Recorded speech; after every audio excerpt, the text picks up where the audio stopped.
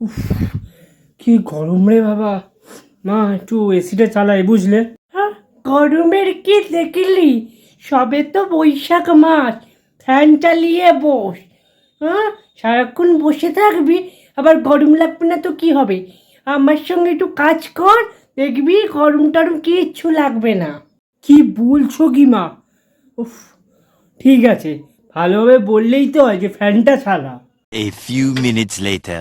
উফ, আর পারি না বাবা। কি হলো মা? জানিস না যেন কি হয়েছে? সারাদিন কাজ করি এই গরমের মধ্যে, সারাক্ষণ এই ফোনটা নিয়ে না বসে একটু তো হাতে হাতে কাজটা করতে পারিস নাকি আমার? এই তো কিছুক্ষণ আগে বললে কোথায় গরম, সবে তো বৈশাখ মাস পড়লো। নাও বোঝো ঠেলা এবার। শোনাই, মুখে মুখে একদম কথা বলবি না কিন্তু। একে গরম, তারপর মাথাও গরম আছে। যা হাতের সামনে পাবো মেরে দেবো। বেশি কথা বলবি না আমার সামনে। যা চোখের সামনে থেকে দূর হয়ে যা। শুয়ার কোথাকার, এটা অপদার্থ ছেলে জন্ম দিয়েছি আমি।